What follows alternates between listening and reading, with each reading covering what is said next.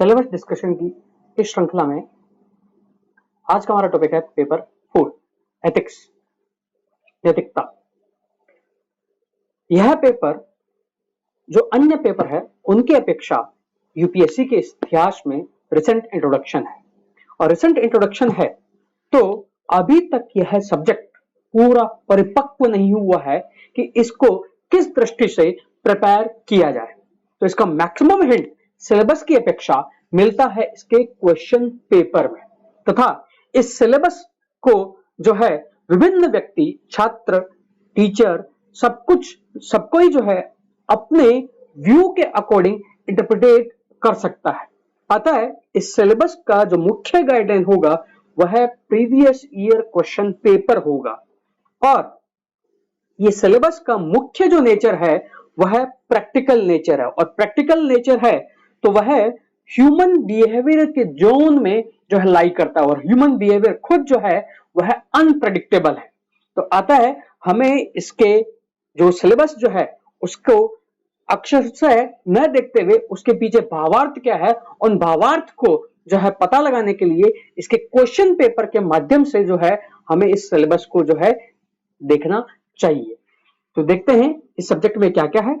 GS paper 4 में जो है public administration, psychology, philosophical point, ये सारे सब्जेक्ट जो है वह इंटीग्रेट होते हैं। फिर यहां पर बेसिक गाइडलाइंस यूपीएससी ने दी गई है, और बेसिक गाइडलाइंस है कि the question are likely to test the candidates basic understanding of all relevant issues and ability to analyze and take a view on conflicting socio-economic goals, objective, demand, and the candidate must give relevant and meaningful succinct answer. इसके साथ ही UPSC ने एक और GS paper 4 के लिए ही basic guideline दी है।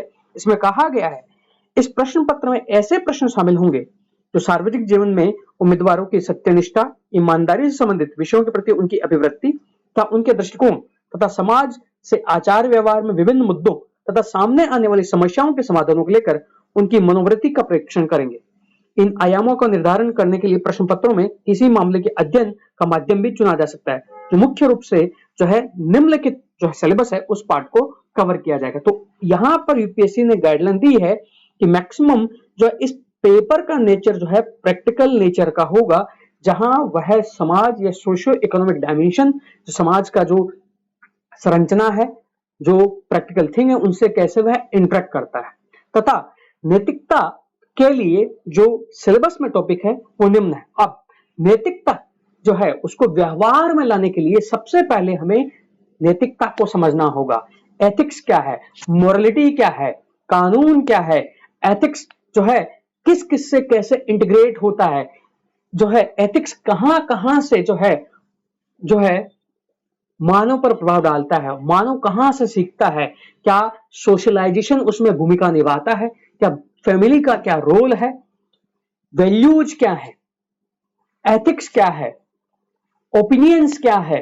तो यह पार्ट जो है जो आपका बेसिक अंडरस्टैंडिंग है वह पहले पार्ट में यूपीएससी में जो है सिलेबस में है, और यह पार्ट है जिसमें आपको एथिक्स क्या है वही जानना है। जब वही नॉलेज सॉलिडिफाई नहीं होगा तो उसकी एप्लीकेशन नहीं होगी। तो यहां पर यह पार्ट जो है पहला पार्ट जो डेडिकेटेड है वह नॉलेज को है कि एथिक्स वास्तव में है क्या, और इसके लिए जो बेसिक सोर्स है उसके लिए आप जीएस सुब्बाराव की बुक है एथिक्स बाय मुदित जैन या लेक्सिकन, इनमें से कोई एक जो है आप फॉलो कर सकते हो। परंतु यहां पर एथिक्स में बजाय डेफिनेशन के यहां पर प्रैक्टिकल एप्लीकेशन के माध्यम से जो है उसको जो है देखना है। इसके साथ इन बुक्स के अलावा आप अपने जो नोट्स हैं एथिक्स के उनको भी जो है फॉलो कर सकते हो, और उसका करने का तरीका होगा आपको सिलेबस देखना है और टॉपिक बाय टॉपिक जो है उसको कवर करना है, न कि 0 पेज से फर्स्ट पेज से लेकर लास्ट पेज तक आपको बुक कंप्लीट करना है। अब एक बार थ्योरेटिकल नॉलेज होने के बाद इसका प्रैक्टिकल डीलिंग जो है वह सेकंड पार्ट है सिलेबस में, जहां पर ह्यूमन और सोशल बिहेवियर जो है वह पार्ट कवर किया गया है। आप इन एथिक्स को जो है कैसे जो है चलन में लाओगे, बिहेवियर में कैसे लाओगे। इसके लिए यहाँ पर सेकंड पार्ट जो है वह एटीट्यूड पार्ट, अभिवृत्ति पार्ट को जो है कवर करता है। तो यहाँ सेकंड पार्ट जो है एटीट्यूड है, कंटेंट है, structure, function and influence and relation with thought and behaviour, moral and political attitude, social influence and persuasion. यह पार्ट जो है बहुत ही अच्छे से 12th क्लास की साइकोलॉजी बुक में जो एक चैप्टर है एटीट्यूड पर, परसुएशन और सब कुछ जो है वहां पर बहुत ही अच्छे से दिया हुआ है। तो इसके लिए आप एनसीईआरटी जो है वहां साइकोलॉजी की जो एनसीईआरटी है 12th क्लास की, वहां पर एटीट्यूड का चैप्टर उसको बहुत ही अच्छे तरीके से आपको करना है।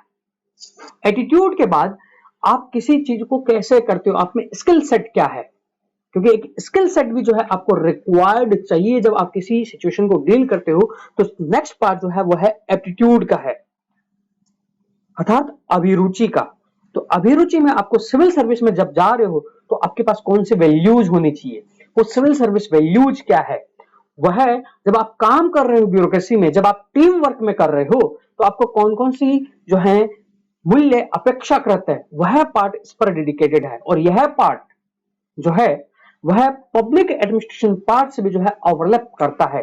तो इसमें आपको integrity, impartiality, non partisanship, objectivity, dedication to public service, empathy, tolerance, compassion towards weaker section, तो यह जो अब आपके पास मूल्य होनी चाहिए वह क्या है, आपका बिहेवियर कैसे होगा, आप कैसे किसी को डील करोगे, क्योंकि एज ए ब्यूरोक्रेट आपको डाउन ट्रोडन और अन्य लोगों से इंटरेक्ट करना, आपकी उनके प्रति जो है भावना क्या होगी, इनको जो है यह पार्ट डील करता है।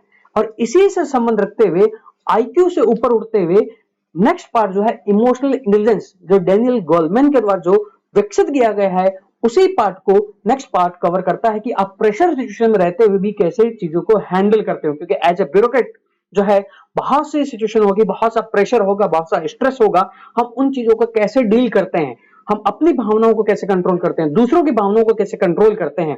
तो यहां पर इमोशनल इंटेलिजेंस की समझ के साथ साथ वह इमोशनल इंटेलिजेंस प्रैक्टिकल में कैसे अप्लाई होगी, उस पार्ट पर जो है नेक्स्ट पार्ट यह डेडिकेटेड है।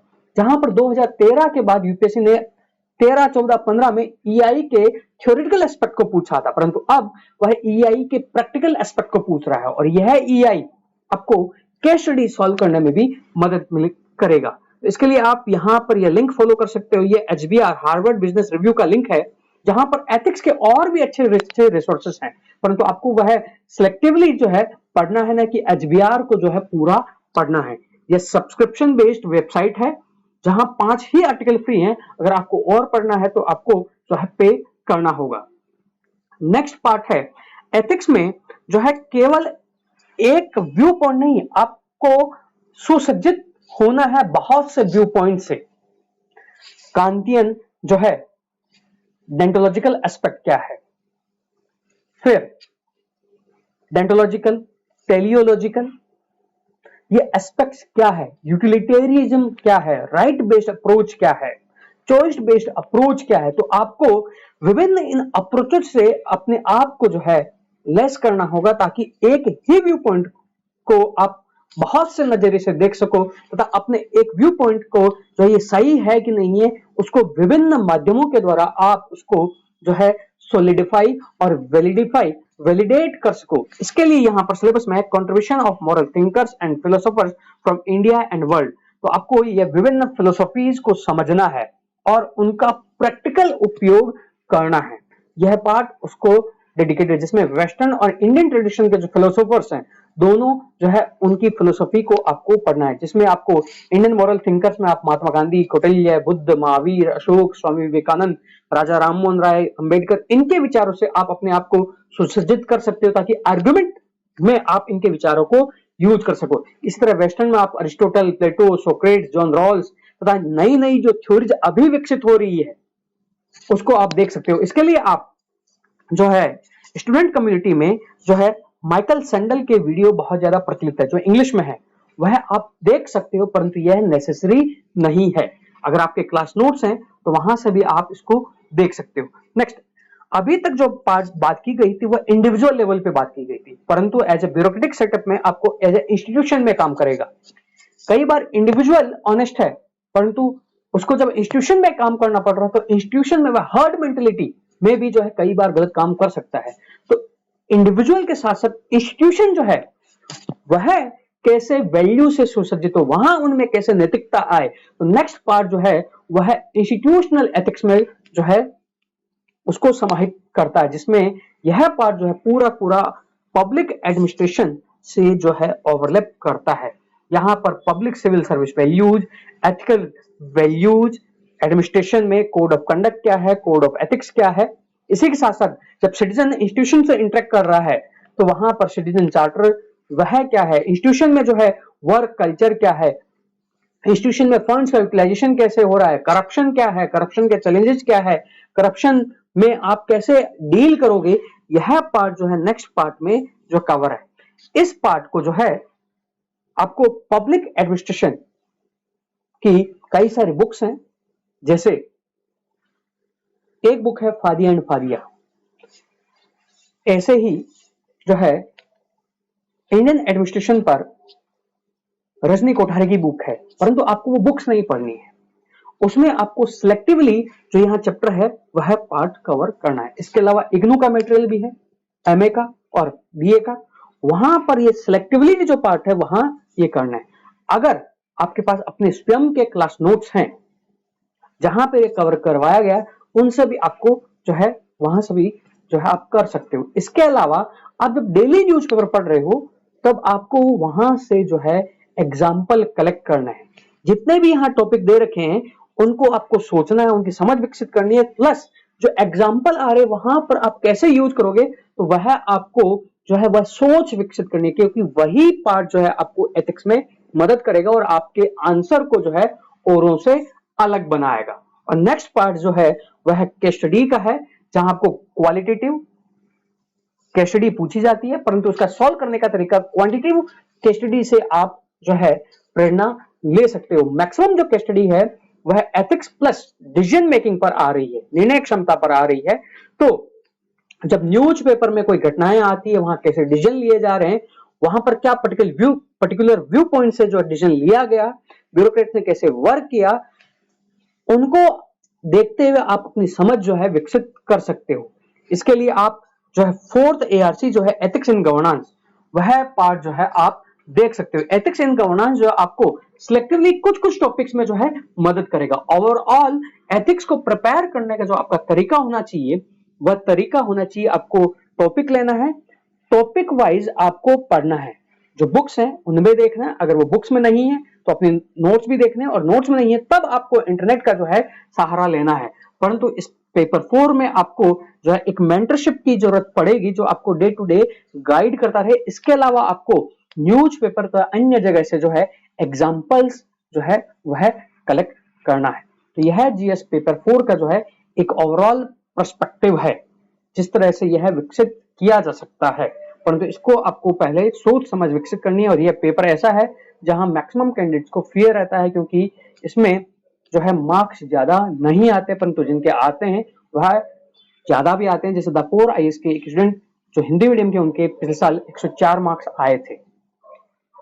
तो इस तरह आपको पेपर 4 कवर करना है। अन्य जो पेपर 1, 2, 3 है उनका सिलेबस भी आप देख सकते हो।